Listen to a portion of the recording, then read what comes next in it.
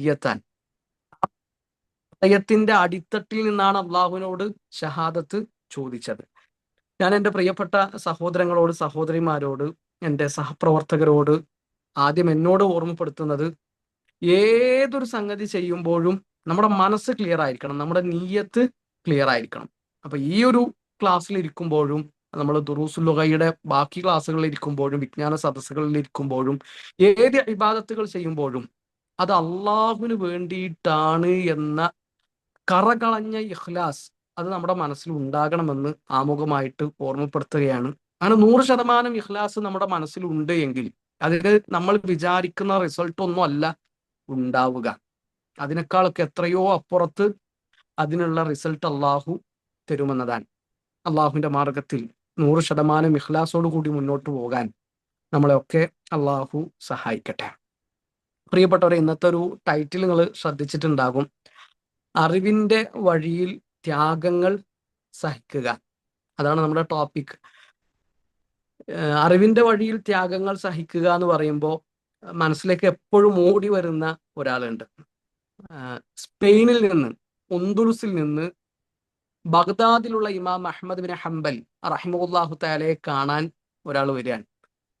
ഇമാം അഹ്മദിന്റെ കാലം എന്ന് പറഞ്ഞാൽ ഹിജറ 3-ാം നൂറ്റാണ്ടാണ്. ഹിജറ 3-ാം നൂറ്റാണ്ടിലെ യാത്രാ സൗകര്യങ്ങൾ എത്രത്തോളം ആയിരിക്കും നമുക്ക് ഊഹിക്കാവുന്നതേ ഉള്ളൂ. അപ്പോ ബഗ്ദാദിലേക്ക് സ്പെയിനിൽ നിന്ന് വരികയാണ്. എത്രയോ കിലോമീറ്ററുകൾ, മാസങ്ങളോളം യാത്ര ചെയ്യണം, കടൽ കടന്നിട്ട് വേണം ബഗ്ദാദിലെത്താൻ. കാരണം ഈ മനുഷ്യൻ ബഖീബിന് മുഹല്ലദ് എന്നാണ് ആ മനുഷ്യന്റെ പേര്, ബഖീബിനു മഹ്ലദ്.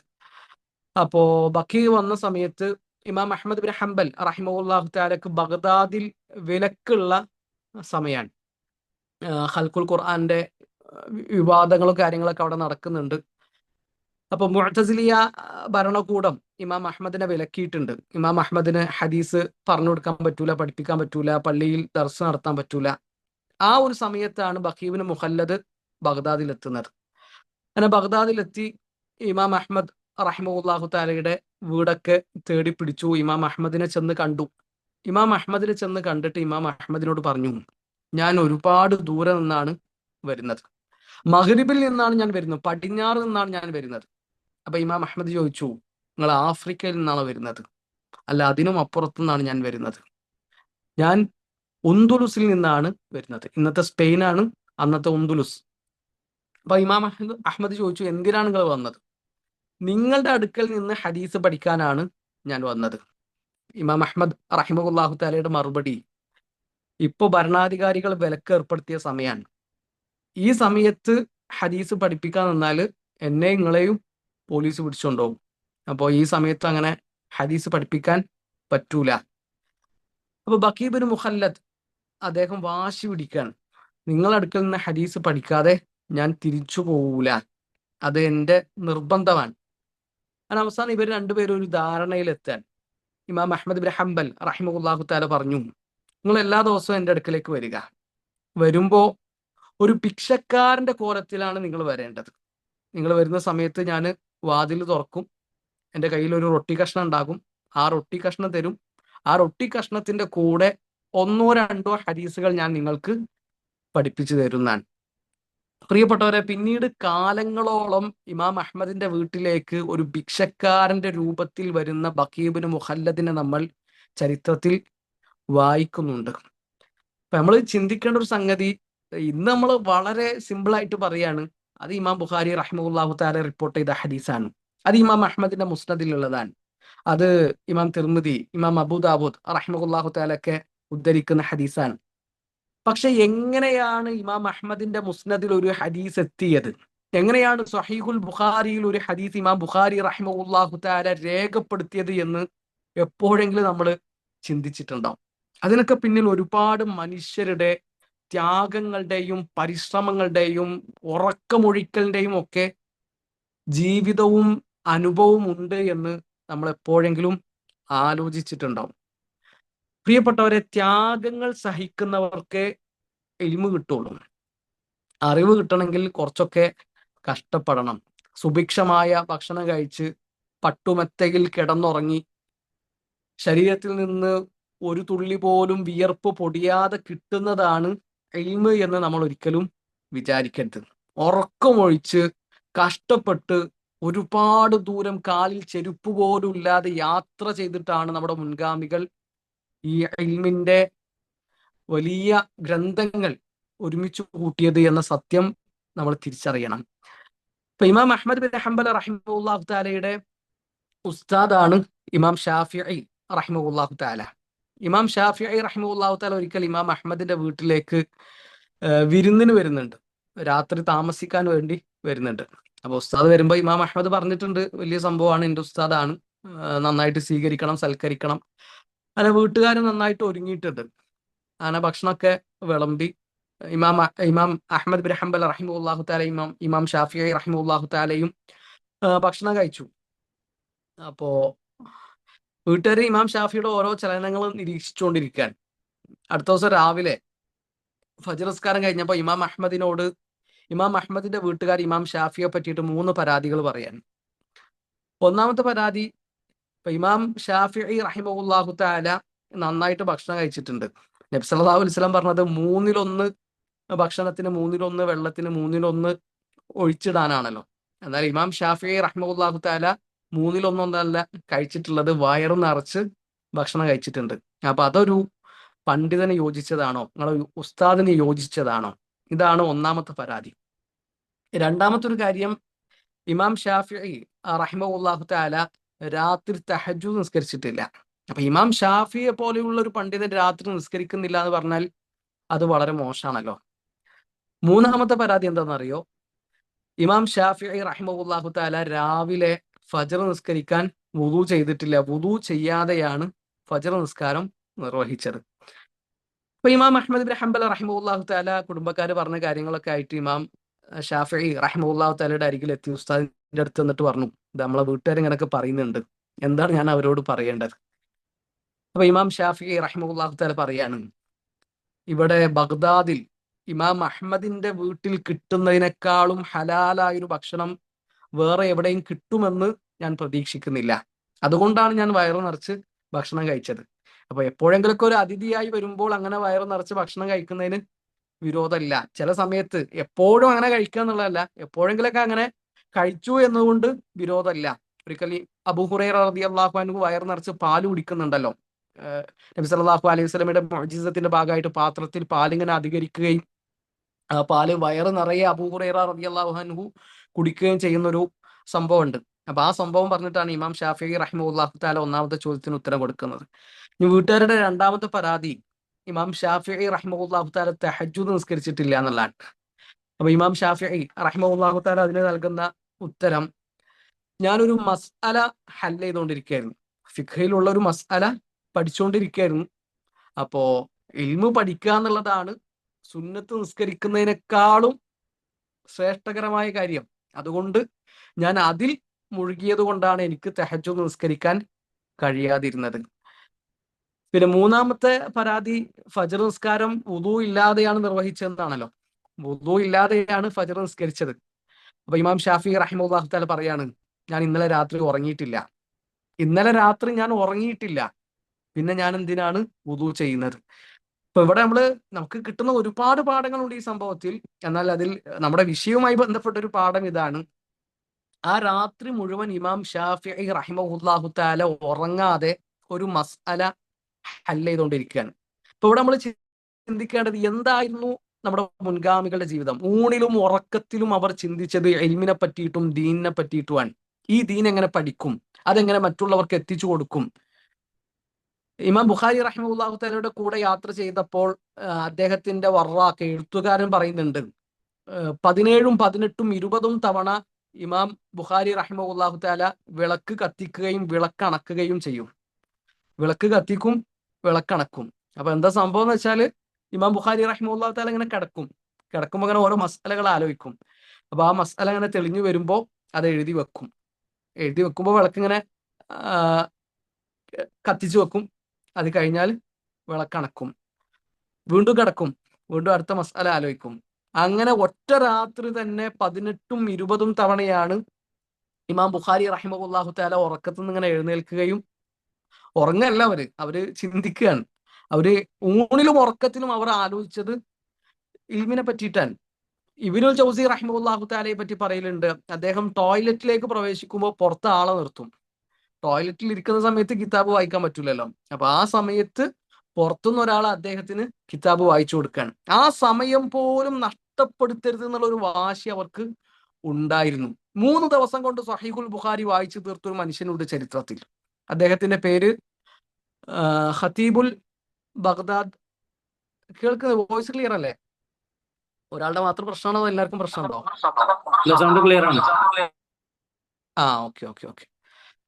അപ്പോ 3 ദിവസം കൊണ്ട് സ്വഹീഹുൽ ബുഖാരി വായിച്ചു തീർത്ത ഒരു മനുഷ്യനുണ്ട്.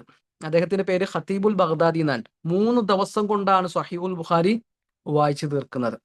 അതുപോലെ തന്നെ ഇബ്നു തബ്ബാൻ റഹിമഹുല്ലാഹു തആല, അദ്ദേഹത്തിന്റെ പണി എന്താ വെച്ചാൽ രാത്രി ഒരുപാട് നേരം ഇരുന്ന് വായിക്കും. ഒരുപാട് നേരം ഇരുന്ന് വായിക്കുമ്പോൾ ഉമ്മ വന്നിട്ട് വിലക്കും. ഉമ്മ അറിയും കിടന്നുറങ്ങണം, ഇത്ര സമയമൊന്നും വായിക്കാൻ പറ്റൂല. ഉമ്മ ചീത്ത പറഞ്ഞിട്ട് പോകും. പിന്നെ ഇബ്നു തബ്ബാന്റെ ഐഡിയ എന്താന്ന് വെച്ചാല്, അദ്ദേഹം റൂമിൽ വലിയൊരു ചെമ്പ് കൊണ്ടുവന്ന് വെച്ചു. എന്നിട്ട് ആ ചെമ്പിന്റെ താഴെയാണ് വിളക്ക് വെക്കുക.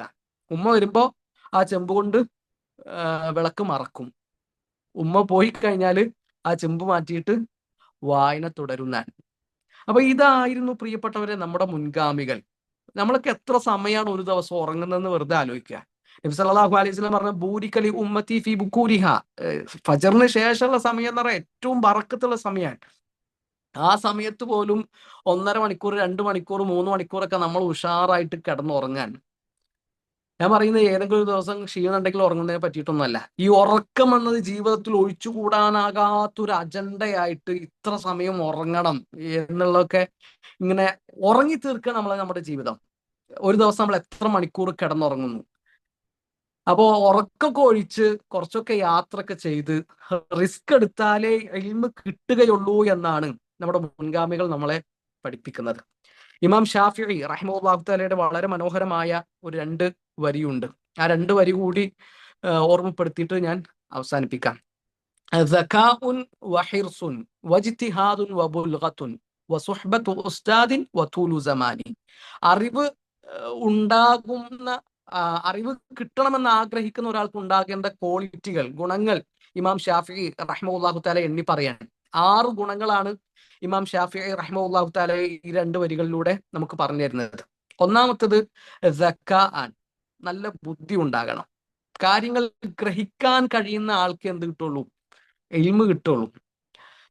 ഇബ്നു അബ്ബാസ് റളിയല്ലാഹു അൻഹു, നബി സല്ലല്ലാഹു അലൈഹി വസല്ലമയുടെ സ്വഹാബിമാരുടെ കൂട്ടത്തിൽ നല്ല അറിവുള്ള മനുഷ്യനാണ്.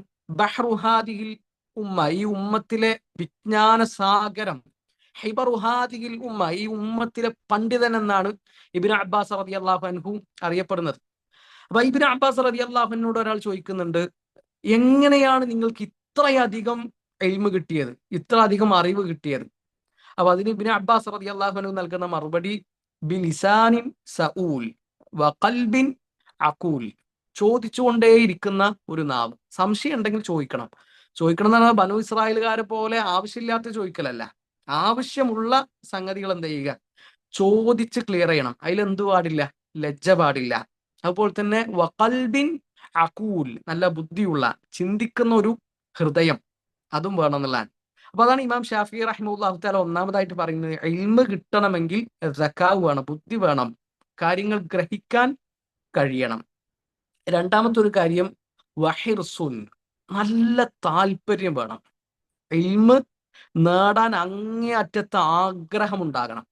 ഇപ്പൊ നിങ്ങൾ ആലോചിച്ച്, മൂസാ നബി അലൈഹി സ്വലാത്തു വസ്സലാമയുടെയും ഖിളിർ അലൈഹി സ്വലാത്തു വസ്സലാമയുടെയും സംഭവം വളരെ രസകരമായിട്ട് ഖുർആൻ നമുക്ക് സൂറത്തുൽ കഹ്ഫിലൂടെ വിവരിച്ചു തരുന്നുണ്ട്. മൂസാ നബി അലൈഹി സ്വലാത്തു വസ്സലാമ ഖിളിർ അലൈഹി സ്വലാത്തു വസ്സലാമയുടെ അടുക്കൽ എത്തുന്നതും അവിടെ നിന്ന് അവർ ഒരുമിച്ച് നടത്തുന്ന യാത്രയും ഒക്കെ ഖുർആനിൽ നിന്ന് നമുക്ക് പഠിക്കാൻ കഴിയും, അതിന്റെ സംഭവ വികാസങ്ങളൊക്കെ.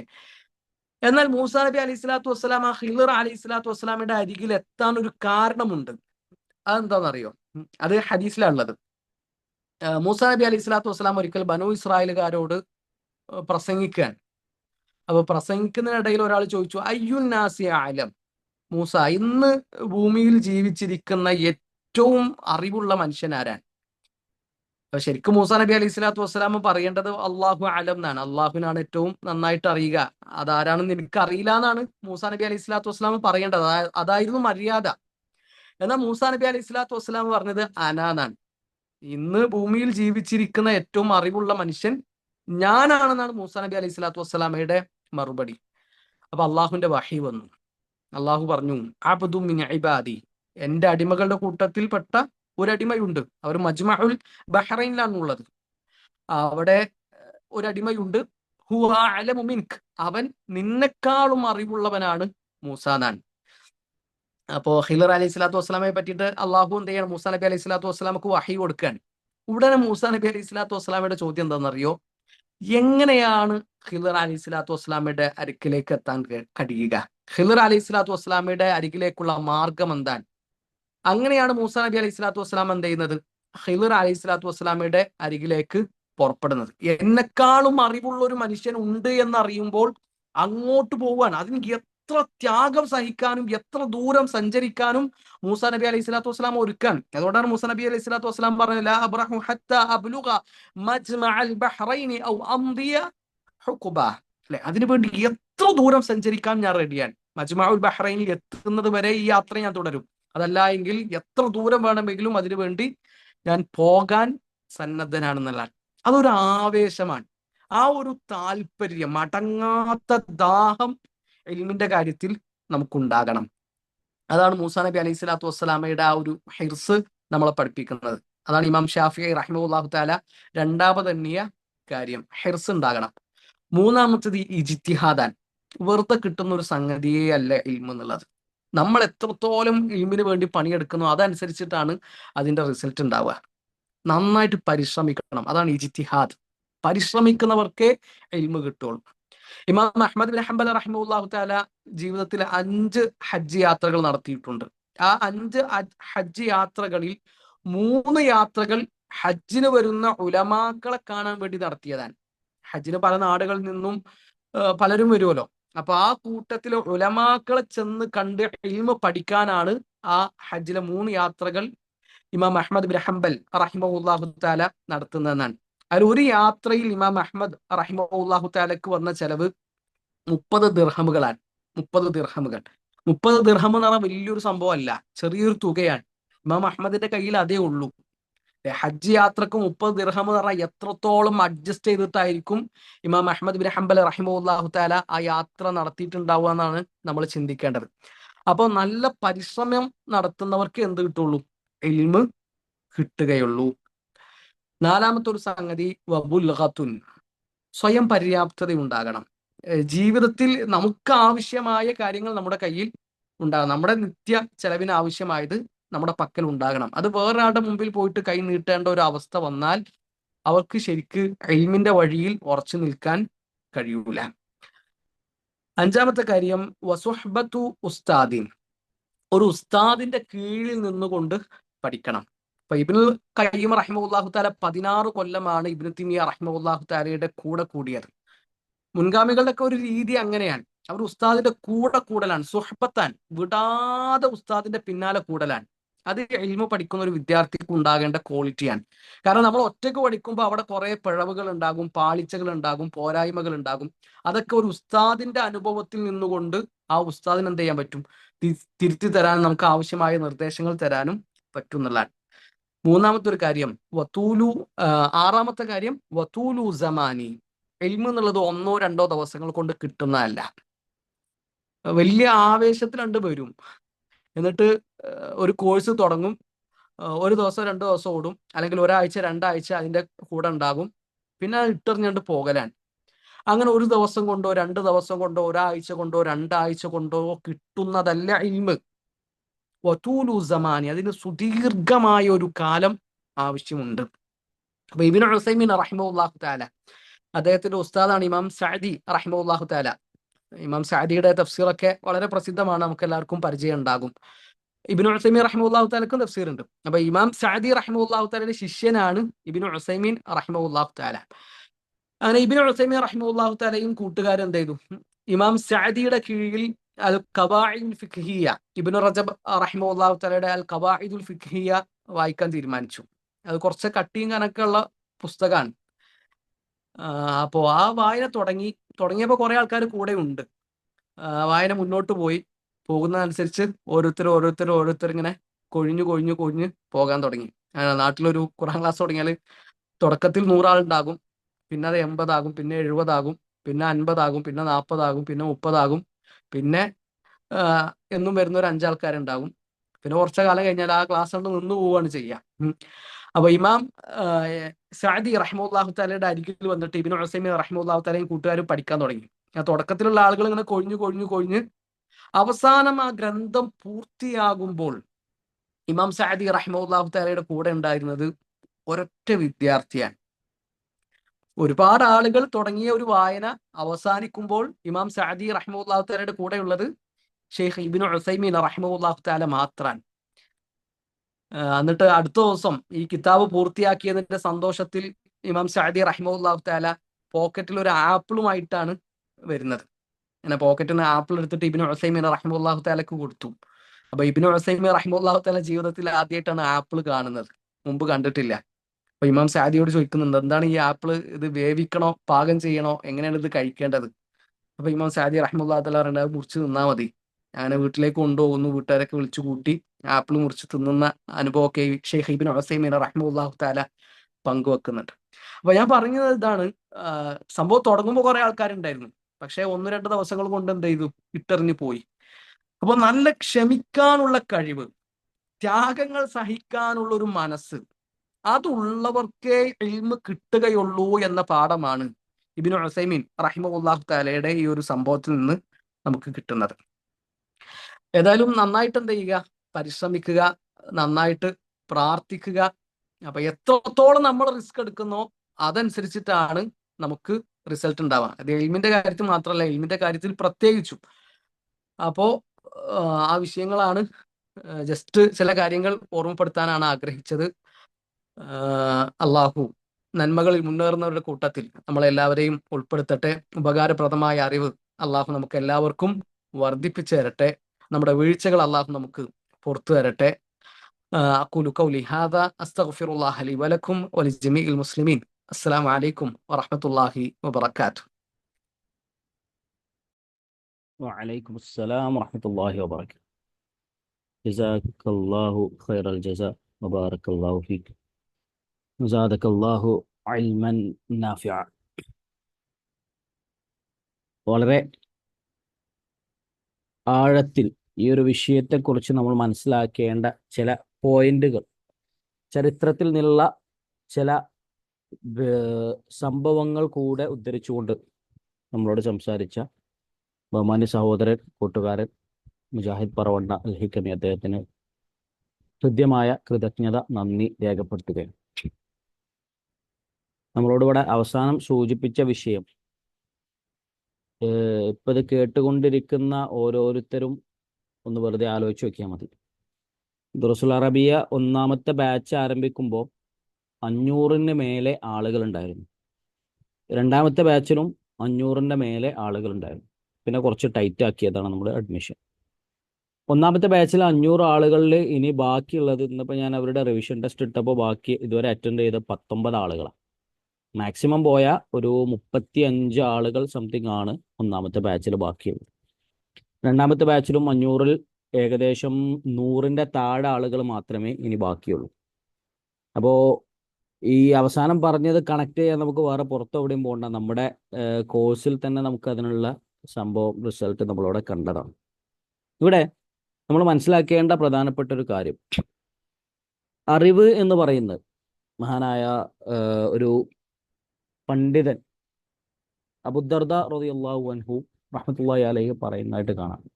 എനിക്ക് ഒരു രാത്രി നമസ്കരിക്കുന്നതിനേക്കാൾ എനിക്കിഷ്ടം, നേരത്തോടെ ഒരു സംഭവം സൂചിപ്പിച്ചല്ലോ, ഒരു മസ്അല, അത് കൈകാര്യം ചെയ്യാൻ വേണ്ടി ഇമാം ഷാഫി റഹ്മത്തുള്ളാഹി അലൈഹി രാത്രി മുഴുവൻ സമയം ചെലവഴിച്ചു. അബൂദർദ റളിയല്ലാഹു അൻഹു പറയുന്നത്, ലി അൻ അതഅല്ലമ മസ്അലതൻ അഹബ്ബു ഇലയ്യ മിൻ ഖിയാമി ലൈല. ഒരു രാത്രി മുഴുവൻ നമസ്കരിക്കുന്നതിനേക്കാൾ എനിക്കിഷ്ടം ഒരു മസ്അല ചർച്ച ചെയ്യാനാണ്, അല്ലെങ്കിൽ അതിനെക്കുറിച്ച് പഠിക്കാനാണ്, അത് തഹ്ലീൽ ചെയ്യാനാണ്. അതേ തുടർന്ന് പറയുന്നുണ്ട്, കുൻ ആലിമൻ ഔ മുതഅല്ലിമൻ ഔ മുസ്തമിഅൻ. ഒന്നുകിൽ നീ ഒരു പണ്ഡിതനാവണം, അല്ലെങ്കിൽ പിന്നെ പഠിക്കുന്നവനാവണം, അതല്ലെങ്കിൽ കേൾക്കുന്നവനാവണം. വലാ തകുനി റാബിഅ ഫതഹ്ലക്. 4-മനായി തീർന്നാൽ നീ നശിച്ചു പോകുമെന്ന്. മറ്റൊരു പണ്ഡിതന്റെ ഉപദേശം കാണാം, നീ ഒരു കൂട്ടുകാരനെ തിരഞ്ഞെടുക്കുകയാണെങ്കിൽ രണ്ടാലൊരുവനാവണം നിന്റെ കൂട്ടുകാരൻ. ഒന്നുകിൽ നിന്നിൽ നിന്ന് ദീന് പഠിക്കുന്ന ഒരു കൂട്ടുകാരനാവണം, അതല്ലെങ്കിൽ നിനക്ക് ദീനിയായിട്ട് എന്തെങ്കിലും ഉപകാരം ചെയ്തു തരുന്ന, പഠിപ്പിച്ചു തരുന്ന ഒരുവനാവണം. അതല്ലാത്ത ഒരുവനെ നീ കണ്ടുമുട്ടിയാൽ അവനിൽ നിന്ന് നീ രക്ഷപ്പെട്ട് ഓടണം എന്ന് വരെ അദ്ദേഹം പറഞ്ഞതായിട്ട് കാണാൻ സാധിക്കും. ഇതിൽ ഏറ്റവും ഗൗരവമുള്ള ഒരു വിഷയം മഹാനായ ഇബ്നുൽ ജൗസി റഹ്മത്തുള്ളാഹി അലൈഹി പറയുന്നതായിട്ട് കാണാം. യഅലം അന്നൽ ബാബൽ അഅ്ളമ അല്ലദി യദ്ഖുലു മിൻഹു ഇബ്ലീസ് അലൻ നാസി ഹുവൽ ജഹൽ. ഇബ്ലീസ് മനുഷ്യനിലേക്ക് പ്രവേശിക്കുന്ന വാതിലുകളിൽ ഏറ്റവും ഗൗരവമുള്ള വാതിൽ എന്ന് പറഞ്ഞാൽ അറിവില്ലായ്മയാണ്, ജഹാലത്താണെന്നുള്ളത്. മാത്രമല്ല മറ്റൊരു പണ്ഡിതൻ പറയുന്നതായിട്ട് കാണാം, മാ ഉസിയ അല്ലാഹു തആല ബിമഅസിയത്തിൻ അഅ്ളമ മിനൽ ജഹൽ. അറിവില്ലായ്മയേക്കാൾ വലിയ ഒരു അപരാധം കൊണ്ട് അള്ളാഹു സുബ്ഹാനഹു വ തആലയോട് അനുസരണക്കേട് കാണിക്കാൻ സാധിക്കുകയില്ല.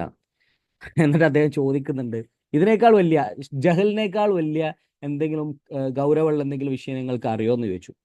അപ്പോ പിന്നെ അദ്ദേഹം കൂടെ ഉണ്ടായിരുന്ന ഒരാൾ ഉത്തരം പറഞ്ഞു, നാം അതെ, അൽ ജഹ്ലു ബിൽ ജഹൽ.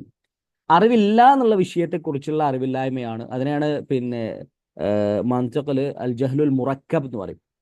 അതായത് എനിക്ക് അറിവില്ല എന്നുള്ള വിഷയം പോലും അറിയാത്ത ആളുകൾ, അതാണ് അറിവില്ലായ്മയേക്കാൾ വലിയ അബദ്ധം എന്നുള്ളത്. സത്യത്തിന് നമ്മളൊക്കെ ആ ഒരു ഗണത്തിലായിരിക്കും ഒരുപക്ഷെ പെടുന്നത്. നമുക്കൊക്കെ പലപ്പോഴും പല കാര്യങ്ങളും കേൾക്കുമ്പോൾ നമുക്കൊക്കെ അറിയാമെന്നിങ്ങനെ തോന്നും. എന്നാൽ ഒന്ന് ഡീപ്പായിട്ട് ഇറങ്ങി നോക്കുമ്പോഴാണ് നമ്മുടെ അറിവില്ലായ്മ എത്രത്തോളം ആഴത്തിലുള്ളതാണ്, നമ്മൾ എത്രത്തോളം അജ്ഞനാണ്, എത്രത്തോളം ജാഹിലീയത്തിലാണ് നമ്മളുള്ളതെന്ന് മനസ്സിലാകുന്നത് ചിലപ്പോൾ എന്തെങ്കിലും കേൾക്കുമ്പോഴായിരിക്കും. അപ്പോൾ അറിവില്ല എന്നുള്ള വിഷയം പോലും അറിവില്ലാത്തതാണ് നമ്മുടെയൊക്കെ വലിയ പ്രശ്നം. അതുകൊണ്ട് പലപ്പോഴും നമ്മൾ ചെയ്യുന്ന ഇബാദത്തുകളെ കുറിച്ച്, അതുപോലെ തന്നെ മുആമലാത്തുകൾ, ഇടപാടുകളായിക്കോട്ടെ, ഏതൊരു വിഷയത്തിലും പുതിയതായിട്ടൊരു കാര്യം കേൾക്കുമ്പോൾ പലപ്പോഴും നമ്മൾ ചിന്തിക്കുക, ഞാനൊക്കെ ഇപ്പോൾ മദ്രസയിൽ കുറേ കാലം പഠിച്ചതല്ലേ, ഞാനൊന്നും അതുവരെ കേട്ടിട്ടില്ലല്ലോ, ഇതൊക്കെ ഇപ്പോൾ എവിടുന്ന പുതിയ ഓരോ വിഷയങ്ങൾ ഇങ്ങനെ വരുന്നതൊക്കെ ആയിരിക്കും പലപ്പോഴും നമ്മൾ ചിന്തിക്കുക. ഏത് ഒന്ന് പിന്നെ ഖുർആന് തഫ്സീർ വരെ മുഴുവൻ നമ്മൾ വായിച്ചു നോക്കിയിട്ടുണ്ടാവില്ല ചിലപ്പോൾ. ഇമാം ബുഖാറിന്റെ ഹദീസുകൾ, അത്രയും സ്വഹീഹ് ആയിട്ടുള്ള ഹദീസുകളിൽ ചിലപ്പോൾ അതിലൊരു 2% പോലും നേരിട്ട് കണ്ടിട്ട് പോലും ഉണ്ടാവില്ല. അതൊന്നും ഇബാറത്ത് വായിക്കാൻ പോലും നമുക്ക് അറിയുണ്ടാവില്ല. എന്നാലും പറയുന്നത് ഇതൊക്കെ ഇപ്പോൾ എവിടുന്ന പുതിയത്, നമ്മളൊന്നും കേട്ടിട്ടില്ലല്ലോ. ഇതാണ് പലപ്പോഴും നമ്മളുടെ, അല്ലെങ്കിൽ നമ്മൾ സമീപിച്ചു കൊണ്ടിരിക്കുന്ന ആളുകളുടെ അവസ്ഥകൾ. അപ്പോൾ കഷ്ടപ്പെട്ടിട്ടാണെങ്കിലും അറിവ് നേടിയാൽ മാത്രമേ ഈ ലോകത്തെ ജീവിതത്തെക്കുറിച്ചും പരലോകത്തെക്കുറിച്ചും ഒരു ബോധം, ഉള്ളിൽ ഒരു തിരിച്ചറിവ്, അള്ളാഹുവിനെ കുറിച്ചുള്ള ഒരു ബോധം നമ്മുടെ മനസ്സിലുണ്ടാവുള്ളൂ. അതിനേക്കാൾ ഗൗരവത്തിലുള്ള ഒരു ഇബാദത്ത് ഒരുപക്ഷെ ഉണ്ടാവില്ല. തൊലബുൽ ഇൽമിനേക്കാൾ, അറിവ് തേടുന്നതിനേക്കാൾ പുണ്യം ലഭിക്കുന്നതായിട്ടുള്ള ഒരു പുണ്യകർമ്മം വേറെ ഉണ്ടാവില്ല, ഇഖ്ലാസ് നന്നായാൽ, നല്ല ഇഖ്ലാസോട് കൂടിയാണെങ്കിൽ. അപ്പോൾ പ്രത്യേകിച്ചും നമ്മുടെ ഈ ഒരു കോഴ്സ് എന്ന് പറയുന്നത് ഒരു സാധാരണക്കാരനെ സംബന്ധിച്ചിടത്തോളം അതിൻ്റെ വാതിലാണ് അറബി ഭാഷ എന്ന് പറയുന്നത്. നിങ്ങൾക്കറിയാമല്ലോ, ഓരോ ആയത്തുകൾ ഓതുമ്പോൾ മുമ്പൊന്നും നമ്മുടെ മനസ്സിൽ ഉണ്ടായിട്ടില്ലാത്ത ഒരു പ്രത്യേക തരം ഫീലിംഗ് ഉറപ്പായിട്ടും നമ്മൾ അനുഭവിച്ചിട്ടുണ്ടാവും. ചില ആയത്തുകൾ കേൾക്കുമ്പോൾ അതിനർത്ഥം നമുക്ക് ഇത് എൻ്റെ റബ്ബ് എന്നോട് പറയാണ്, നേരിട്ട് പറയുന്ന ആ ഒരു പറയുന്നത് അള്ളാഹു സംസാരിക്കുന്ന ആ ഭാഷയിൽ നിന്ന് തന്നെ നേരെ അത് ഗ്രാസ്പ് ചെയ്യാനുള്ള ഒരു കഴിവ് നമുക്ക് ഉണ്ടാവുക പറഞ്ഞാൽ ചെറിയ കാര്യമല്ല.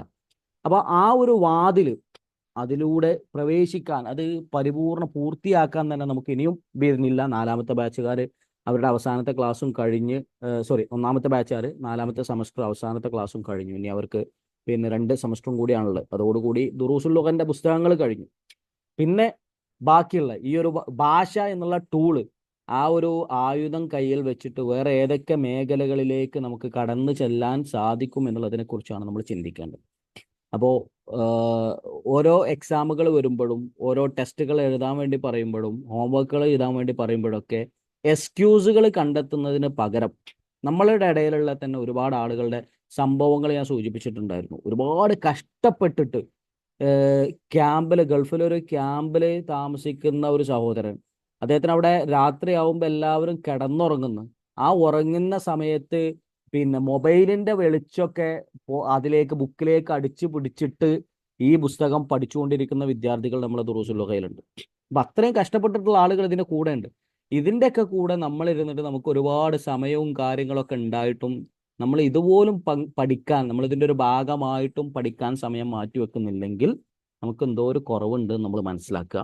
ആത്മാർത്ഥമായിട്ട് പഠനത്തിന് വേണ്ടി അത് ഇഖ്ലാസോട് കൂടി, അത് സൂചിപ്പിച്ചല്ലോ, ഇഖ്ലാസോട് കൂടി ചിലപ്പോൾ നമ്മൾ കേൾക്കുന്ന ഒരു വാക്ക്, പറയുന്ന ഒരു വാക്ക്, റസൂലുള്ളാഹി സ്വല്ലല്ലാഹു അലൈഹി വസല്ലം പറയുന്ന പോലെ ഇന്നൽ അബ്ദ ലയതകല്ലമു ബികലിമത്തിൻ, ഒരു അടിമ ഒരു വാക്ക്, ആ ഒരു വാക്ക് മുഖേന അല്ലാഹു സുബ്ഹാനഹു വ തആല അവന്റെ ദറജകൾ ഉയർത്തി കൊടുക്കും.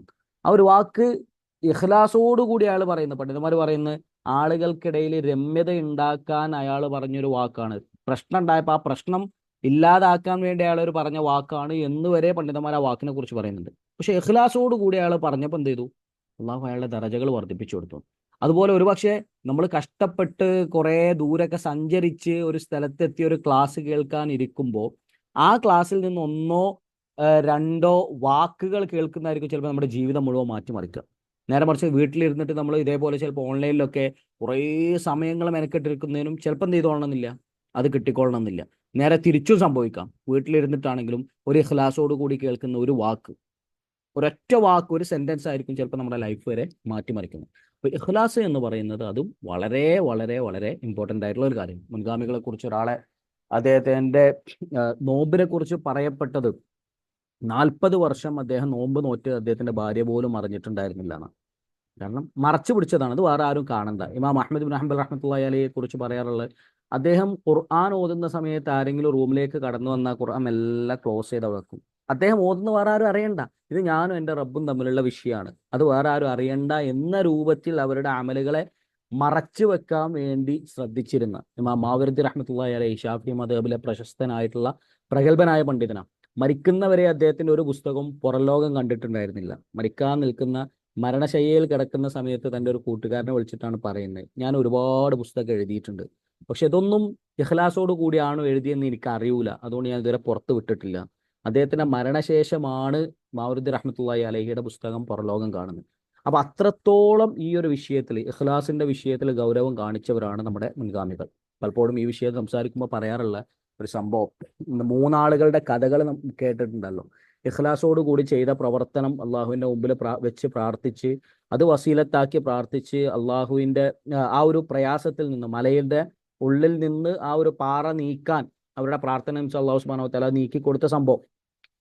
എപ്പോഴും നമ്മൾ ആലോചിക്കേണ്ട, ആ ഒരു 3 ആൾ കഴിഞ്ഞ് 4-മനായിട്ട് ആ ഒരു ഗുഹയിൽ നമ്മൾ ഉണ്ടായിരുന്നെങ്കിൽ, ആ ഗുഹയിൽ നിന്ന് രക്ഷപ്പെടാൻ അള്ളാഹുവിന്റെ മുമ്പിലേക്ക് നമുക്ക് എടുത്തു വെക്കാൻ തക്ക രൂപത്തിലുള്ള എന്ത് വർക്കാണ്, എന്ത് ഇബാദത്താണ്, എന്ത് പ്രവർത്തനമാണ് നമ്മളൊക്കെ ആത്മാർത്ഥതയോടുകൂടി, ഇഖ്ലാസോടുകൂടി, വേറെ ഒരു ഉദ്ദേശമില്ലാതെ അള്ളാഹുവിന്റെ വജ്ഹ് മാത്രം ഉദ്ദേശിച്ചിട്ട് ചെയ്തത് എന്ന്.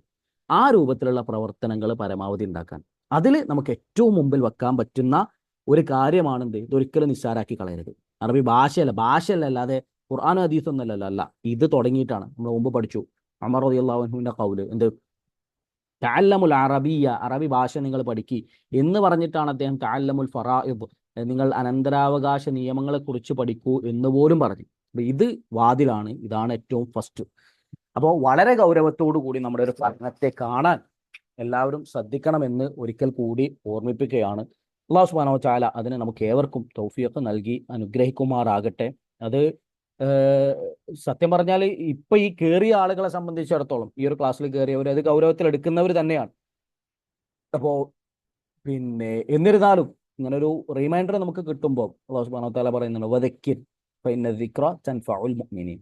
ഓർമ്മപ്പെടുത്തൽ, ആ ഒരു ഉത്ബോധനം, അത് സത്യവിശ്വാസികൾക്ക് ഉപകാരം ചെയ്യും എന്നുള്ളത് കൊണ്ട് തന്നെ ഈ ഓരോ വാക്കുകളും, നമ്മുടെ പ്രിയപ്പെട്ട സഹോദരൻ മുജാഹിദ് അൽ ഹിക്കമി പറഞ്ഞ ഓരോ വാക്കുകളും നമ്മുടെ ഹൃദയത്തിൽ ചേർത്ത് സേവ് ചെയ്ത് അവിടെ വെക്കുക.